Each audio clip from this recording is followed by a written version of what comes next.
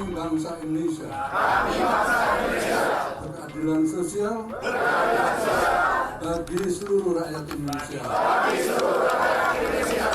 Kalau sudah kita dekati dengan cara yang sopan, tapi ternyata diabaikan, nggak ada langkah lagi kecuali kita ambil secara paksa.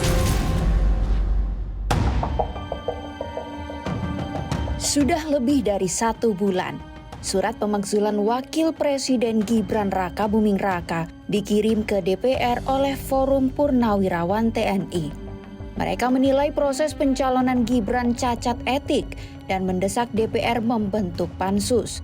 Tapi hingga hari ini tak ada jawaban, tak ada sikap resmi.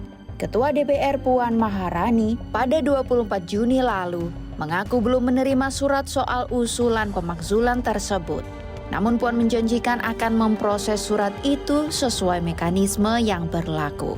Kita akan cek kembali apakah bisa langkah-langkah apa yang akan dilakukan, dan tentu saja kita akan proses nantinya dengan sebaik-baiknya. Belum ada. Memasuki bulan Juli, anggota DPR RI fraksi Golkar Nurdin Halid menjelaskan surat tersebut tidak mempunyai alasan konstitusional. Surat harus disertai bukti pelanggaran yang kuat. Tidak punya alasan konstitusional untuk kita proses lebih lanjut. Pasal 7A itu jelas. Harus ada bukti yang berkaitan dengan perbuatan melawan hukum, yaitu tindak pidana, korupsi, penipuan, dan pelanggaran berat itu. Nah, sekarang suratnya itu, aspirasi itu, dukunglah dengan bukti-bukti itu. Misalnya waktu Gus Dur, kan nggak ada bukti tuh. Dilampirkan gitu, ya cek itu. Terus hasil bukti, barulah itu dikembangkan. Soalnya DPR itu tidak mudah kita melakukan penyelidikan terhadap sesuatu yang hanya dugaan. Dosen Hukum Tata Negara Universitas Andalas Sumatera Barat Ferry Amsari mengatakan kunci pemakzulan Gibran ada di DPR. Jika sampai dibawa ke Mahkamah Konstitusi, Gibran akan punya kesempatan membuktikan tudingan dari Forum Purnawirawan TNI. Jadi di MK itu malah menurut saya forum yang baik juga untuk Mas Gibran membuktikan dia benar atau tidak, tudingan orang ini salah atau tidak. Kalau tudingan para purnawirawan itu dianggap lemah, ya buktikan di forum Mahkamah Konstitusi. Dua tuduhan tersebut dijelaskan oleh pakar hukum tata negara Refli Harun. Ia yakin tuduhan-tuduhan tersebut bisa menjadi pintu masuk pemakzulan Wakil Presiden Gibran. Salah satunya adalah kalau misalnya putusan MK yang menyebabkan dia bisa dicalonkan itu ditemukan di kemudian hari itu hasil kolusi, dia mendapatkan manfaat dari sebuah kolusi seperti itu, saya kira bisa saja itu bermuara pada pintu pemakzulan. Walaupun dia penerima manfaat saja misalnya ya. Karena bagaimanapun kan kalau doktrin MK tidak boleh orang itu diuntungkan dari perbuatan jahat orang lain atau sebaliknya. Yang kedua, saya melihat Fufu Fafa. Kalau Fufu Fafa itu saya sendiri firm itu punyanya Gibran Raka Buming Raka. Bukan soal kontennya saja. Kontennya kan kasar sekali, tetapi dia sudah melakukan kebohongan ketika menjadi wapres. Ketika ditanya, itu Fufu Fafa punya siapa? Takon sing duwe kata dia. Tanya yang punya. Artinya kan dia mendinai, dia menolak bahwa itu punya dia. Itu kebohongan publik yang bisa kita masuk pasal tentang perbuatan tercela. Namun Direktur Eksekutif Trias Politika Strategis Agung Baskoro menilai proses pemakzulan terjadi saat ekosistem tak mendukung. Tuduhan terjadi di awal pemerintahan.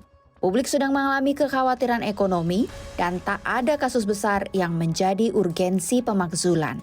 Ekosistem politiknya tidak mendukung, Mbak Audrey. Pertama, kita tahu hari ini Kim Plus sangat hegemonik di parlemen. Jadi di panggung belakang memang belum ada kondisi yang mendesak dan ada urgensi di sana. Belum lagi di publik juga tidak ada merasa keterikatan dan keharusan. Kemudian merasa ini penting karena ada yang lebih penting dari ini, yaitu misalkan problem ekonomi. Jadi ini belum ketemu, dan sepanjang sejarah yang saya baca, seringkali tuntutan impeachment, pemakzulan ini harus berkelindan dengan peristiwa lain.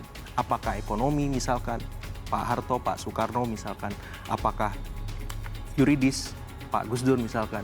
Nah, saya kira yang paling mungkin yuridis, tapi kan harus ada pembuktian yang memang secara normatif itu membuat masyarakat tadi bisa terlibat. Sehingga pucuk dicinta ulang pun tiba gitu. Sehingga PDIP-nya bergerak, publik juga. Tapi ini nggak ada kondisi itu. Prakondisinya nggak memungkinkan ke arah sana. Sehingga cipta kondisi yang diinginkan untuk pemakzulan itu sangat minim gitu. Sehingga butuh waktu. Ya tidak sekarang, karena terlalu dini. Karena pemerintahan baru bergulir, baru berjalan. Indonesia pernah mencatat 2 pemakzulan dalam sejarah kekuasaan. Pemakzulan Presiden kedua Soeharto dan Presiden keempat Abdurrahman Wahid atau Gus Dur. Kekuasaan Presiden Soeharto selama 32 tahun akhirnya runtuh di tengah gelombang reformasi. Ia dituding menjalankan pemerintahan yang otoriter, memperkaya kroni melalui korupsi sistemik, dan mengekang kebebasan rakyat. Krisis ekonomi, kemarahan publik, dan desakan moral dari mahasiswa membuat legitimasinya runtuh. Mei 1998, di bawah tekanan rakyat dan parlemen, Soeharto mundur sebelum secara resmi dimakzulkan. 3 tahun kemudian, Gus Dur menghadapi konflik politik serius, tuduhan penyalahgunaan dana Bulog Gate dan Brunei Gate, serta ketegangan dengan DPR membuat sidang istimewa MPR pada Juli 2001 resmi memberhentikannya dari jabatan presiden. Namun sebelum itu, sejarawan Anhar Gonggong dalam bukunya Petualangan Politik Soekarno menjelaskan bahwa Soekarno, proklamator sekaligus presiden pertama Republik Indonesia, dilengsarkan dari kursi kepresidenan pada tahun 1967.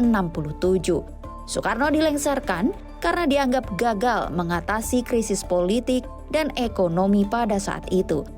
Saat ini, surat resmi pemakzulan Wapres Gibran telah dikirimkan. Namun sampai kini, belum ada langkah konkret yang diumumkan.